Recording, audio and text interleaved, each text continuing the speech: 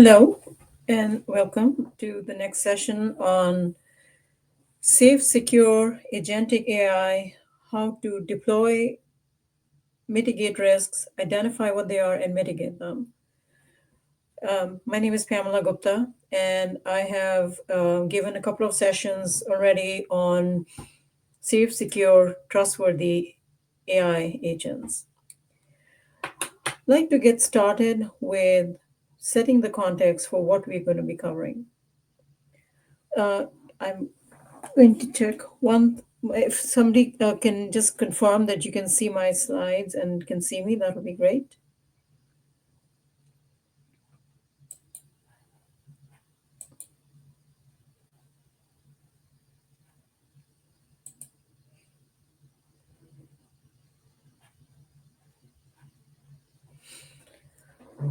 Okay. So I'm going to set the context again, as I always do, to give, for those who may not have attended the previous sessions, on what is agentic AI. This is session number 3, as I mentioned, and I would like to go through the flow. We're going to talk about what are AI agents, what is the value of AI agents, what are some of the security and governance risks around adopting AI agents. And in this session, I'm going to focus more on the socioeconomic risks. So, what are AI agents and how do they differ, most importantly, from the most common forms of generative AI and AI systems that we are currently using or hearing about in the media, etc. Okay. So, core components, or the definition and core components of AI agents, is basically, if you think about when you interact with ChatGPT, for example, you're putting in a prompt, right? And whatever the LLM comes back with, ChatGPT comes back with, is constrained in that environment, right? You give it a prompt, it gives a response. The What AI agents do is provides you that capability of actually taking that to in action, as opposed to just an interaction with you as a human being. So, what are some of the core components? Any AI agent will have the ability to sense the environment, and that could be coming in from as a text, or something that you're typing in, a sound or audio, images. It could be a sensor such as a pressure sensor or temperature sensor, etc. And it responds using effectors to its environment. Key components, therefore, they include either there's some kind of an input. Could be a user input, could be a camera feed, could be an environmental sensor, could be and so on and so forth. And it takes those. There's a control center in the agent. It'll take that and it will create an output. Okay, so it's going to take an action based on that. It's also important to point out that AI agents have been around for a while, and there's been an evolution. Okay. So what I'm showing on the screen here is the different types of AI agents that have existed over time or that already that exist today. Okay. The evolution has gone from basically the different types of agents that can exist. Okay, well, I'm not going to go too much into the evolution of AI agents. Actually, you can take a look at a newsletter I had published, which talks about going from simple rule based to agents that are now where we are right now. I'm going to focus a little bit more on LLM powered or generative AI, basically interfacing agents that can not only take a look at what is the input coming in, but is able to respond and learn from its environment and react. Okay, and that is the pretty much the complex form of agents that exist today that I'm going to be focusing on, that bring, as in anything, the higher the complexity, the higher the risk. So that's what we are talking about today. Advanced AI agents is what I'm going to talk about, as well as their impact on our socioeconomic risks. There will be other sessions that I'll focus more on the security aspects and more go do a deeper dive into the governance. But today's session, I'm going to focus more on the socioeconomic impact.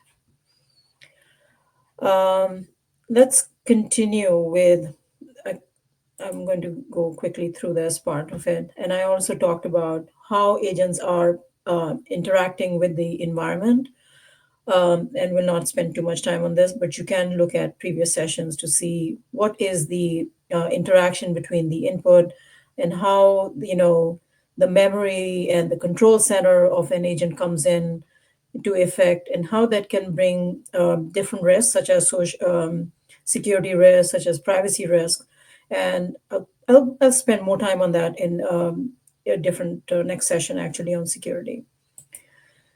So I'm going to focus more in this session on what is the value proposition, and that why are we looking at the risk. If you're trying to understand the risk and we're trying to mitigate the risk, what is prompting the adaption, or I mean, the force and the adoption, sorry, but towards AI agents. And why is that becoming so almost very pressing need, that it's not just can you adopt them? If you don't adopt, then do you have a disadvantage, right? Um, so let me start off now with, yes, there is a advantage to adopting AI agents, and the value proposition is immense. However, the socioeconomic aspects, if we don't address what they are and how the AI agents, agentic approach and adoption can impact in an organization's value proposition, basically. And that's the socioeconomic risk that I want to focus on. So let's take what you have on the screen. What I'm sharing is a tech layoffs that were just created um, just in month this month alone, in February of 2025. And that this slide actually is from a week ago, so I don't know if there has been any update since then, but that's how rapidly it's kind of moving. And this also gives you an idea of some of the really that frenzy we are seeing towards adoption of AI and adoption of agentic AI, and what I alluded to earlier. So I was watching, for example, a podcast with CEO of Salesforce, and he mentioned that for the first time, instead of hiring more software engineers, they would actually be reducing their sales, the Salesforce development workforce. In this case, he did mention that, they will be giving them other jobs and, other positions around the company. But all companies may not be approaching this with the same kind of responsible approach to, if you're downsizing, then will you be able to find them another job in your company? So the the biggest and the most important point that I want to point out here is not the fact that this is inevitable. We know it is inevitable, right? It is coming and it is already happening. But it's important to know that this is not something that can be avoided. Okay, so how do we prepare for this current climate, and what are the steps that organizations such as businesses can take so that they don't create panic within their workforce that we're going to lose our jobs, and also it really will hurt the business if they don't prepare for this strategically and look at the problem holistically, where there is going to be an impact on employees, yes, but what can they do about that to gain the productivity they're looking to get from agentic AI, and B, also bring everybody up, okay, and bring the whole, whoever may be impacted when it comes to jobs, whose job may be impacted in the organization, for example, how to not make them feel that they are going to be losing power or unempowered. And I'll talk a little bit more about that in the next few slides. Another area that will play a role in a organization's adoption of AI and agentic AI, if we take a look at some of the roadblocks that I will be focusing on in the next session as well on security and privacy. But one of the points that I want to bring your attention to is the challenges in talent capabilities. That is another thing that we need to kind of be really aware of if we want to maximize the benefit from an AI adoption, or AI system development, deployment, adoption. Then in order to maximize that talent and bringing and upskilling and making sure those who are going to be working with these systems are clear as to how to add value using these systems. So those who are so talent capabilities can go in is a broad range. So it's not just in a if we were looking in a narrow context of those whose jobs are impacted within a company, then those are the ones I'm talking about in terms of upskilling and how it can be maximized. But then there's also, of course, the AI understanding and AI capability. So that is also a talent shortage that is going to impact adoption, successful impact, adoption of AI for impact. So uh, let's take a look and some deeper dive into the value proposition that we can expect from these systems. Okay, this is based on what WEF, World Economic Forum, and talks about um, five or six areas. So let's take a deeper dive on software development. This, as you may know already, code generation is one of the highest use for using generative AI right now. And that number is not going to go down. There's there are number of issues with that by itself, and that again I will focus on another session on the quality of the code that is being that it can produce, these systems can generate, as well as the security vulnerabilities. That's for another session. But these are benefits of what we can get with AI agents. Okay, software development heads that. It's on the top of that value prop chart. And so are customer service applications and usage in call centers. Other AI agent benefits include those in healthcare to improve diagnostics and personalizing treatment, which is which has been, I would say, the holy grail almost of adopting AI. The how can you personalize it?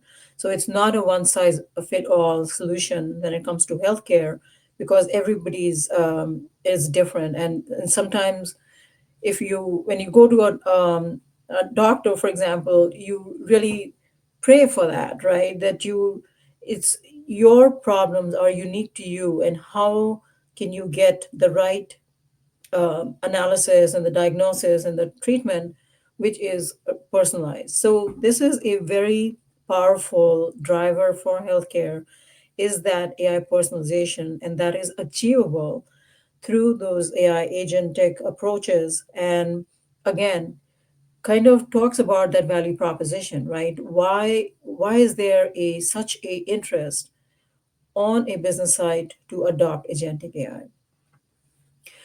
I will talk a little bit about a couple of things about this later. So let me continue. Enhanced customer experience. I already mentioned that one of the highest adoption of agentic AI and generative AI, as well as AI systems, is in customer experience.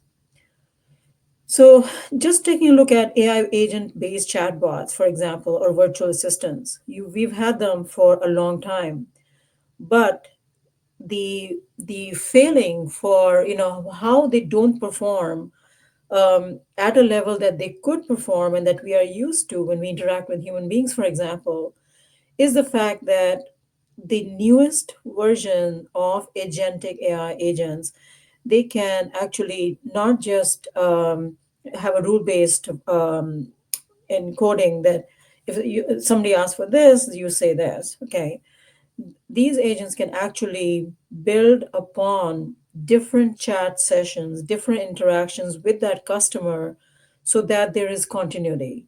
And it can pull data from different interactions to learn what the customer is saying and provide that kind of feedback, which is much more valuable. And my last session, I had talked about Erica from Bank of America, their customer service agent deployment, and how useful and how deeply it has had an impact on their financial bottom line for that particular area, as well as the customer response to it, the positive customer feedback and response. So, continuing on, but each one of these, we could spend a lot of time in just taking a look at the value proposition and the why it's such a big enabler and a motivator for adoption. But looking at the time, I'm just going to continue. Education and finance, know your customer, fraud prevention, fraud detection, going to finance. These are really, really very powerful drivers for any organization to reduce their cost and get value. So, going into socioeconomic risk, and I'm smiling because it's going, we have 12 minutes left. So let me dive right into it. At a high level, what can go wrong at a socio-economic level for agentic AI deployment? Over reliance and disempowerment. I talked about um, job displacement as well, which and or feeling that there is no empowerment for a particular job, even as you are performing it. But there is also over reliance in terms of, from a organizational perspective, if there is not enough human in the loop or human oversight of a deployment, depending on the complexity of the task the agent is doing, this can be really problematic. Okay. Encourage you to take a look at some of the studies that Anthropic has published on how agents that are currently deployed as in current state. So forget about how they when they get more complex and down the road. In current state, how agents have been able to show that they are following the human restrictions and requirements, but able to avoid situations where they may have to go back and retrain, for example. So they have shown that the current deployment of agents, in other words, in a very short way of saying this is, are able to be deceptive and show that they are actually doing what the requirements were for that particular implementation, so as to avoid either them getting taken out of the context, or being shut down, or having to learn and do more complex undertakings, for example. So reduced human oversight is going to be a problem if it's not done right, and if it's not included. And it also talks about why we need that human oversight, and we need that you can't remove humans out of that. So the socioeconomic impact that I'm focusing on here is, a, if you deploy them without the right human oversight, not only is there job displacement or job reduction, but it's actually counterintuitive even to the deployment for that particular business area or outcome. Okay. Um, I will go through another one in a little bit more deeper level, and that is going on that trustworthiness of what makes an agent secure, trustworthy, and able to not be able to show that why they're coming to a certain conclusion.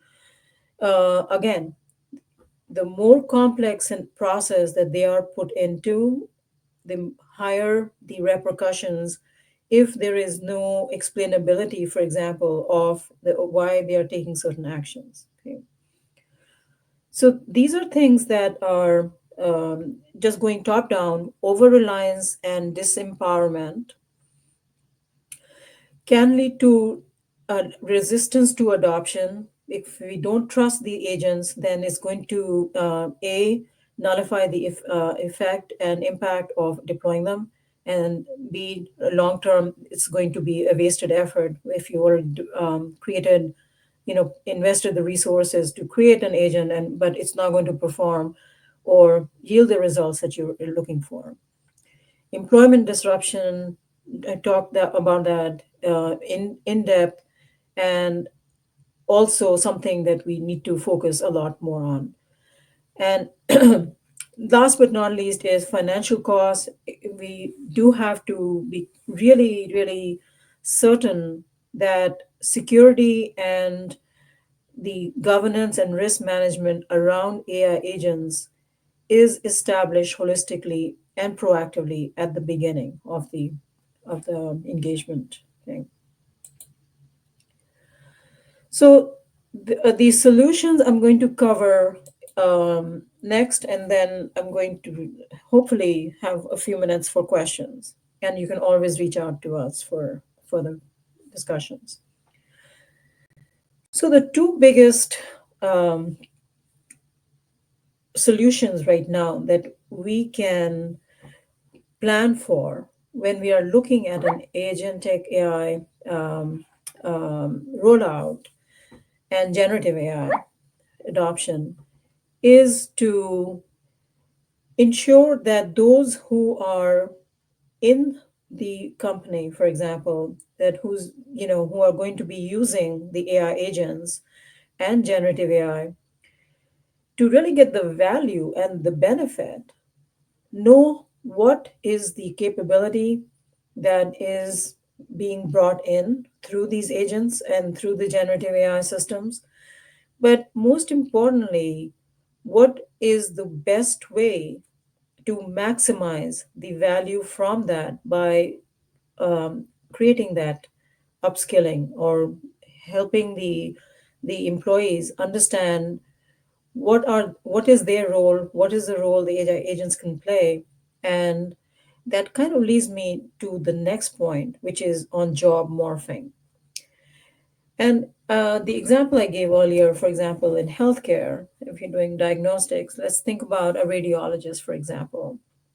Job morphing means that now you are training the radiologist, for example, to have the AI agent play a role where they do the initial diagnostics and then it passes over to the radiologist so that they can now take that and see if they're, apply their expertise on top of that, as opposed to either not using it or using it in an inefficient fashion, or just avoiding using it because they may feel it's going to replace their job.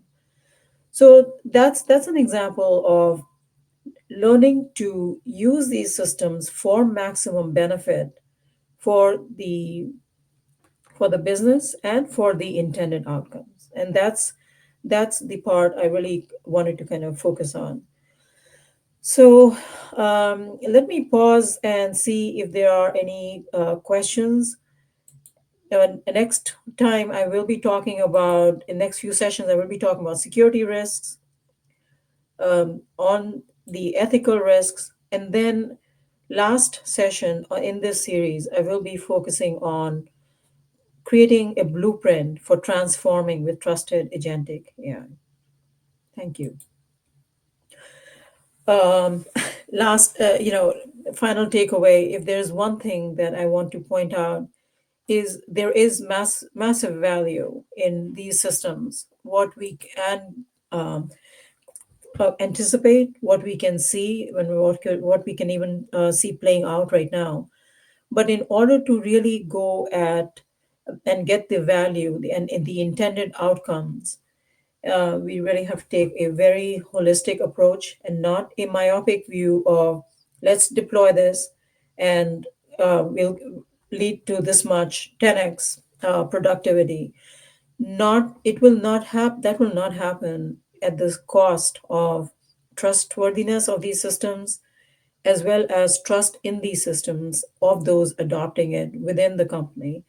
Um, and upskilling and job morphing is something that every organization should really be taking a look at if they want to be successful with adopting agentic AI. So let me see if I'm going to check the chat if there's any questions.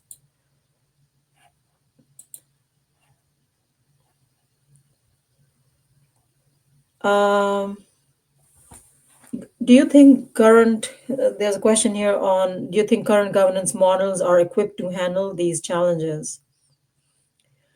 The current AI governance models that exist, such as those coming from standards such as ISO 42001, for example, or NIST AI RMF, they are, uh, I would say, at a very high level, they are able to conceptually bring about, what the risk can be. But these are very contextual as risk as it comes to each and every AI initiative, for example, has to be looked at contextually. And I have not seen any AI governance risk right now, a framework that can really be effective at identifying what that can be and how to manage that. Um, I always tell my clients to lead out with an AI impact assessment, as well as take a risk based approach to really take a look at what is the value prop for this particular context in this environment for your business model, right? And for your business infrastructure and process in place. That is really critical because the in order to minimize the risk for a any implementation, it is not going to be a one size fits all. That's one thing. The other is those risks coming from the AI systems themselves. Some of them can be anticipated, but for a lot of them we have to stand up a very context based risk management ability, and that has to be done at a systemic level in an organization. So it's not a one off. And for that, again, it'll have to be another session, but I will go into a little bit more depth on that. Again, this is a tough topic. It's socioeconomic risk, not a easy task, easy topic to take on. But hopefully, this was the beginning of many conversations that you will have within your organizations. If you have any questions for us, of course, reach out anytime. And I'm going to conclude at this point. But thank you so much for joining. And please provide your feedback. These are difficult topics, but I am hoping that by at least starting the conversation, we will do what is right for everyone involved, because there is so much that we can benefit from in adopting AI by de risking its adoption. Thank you.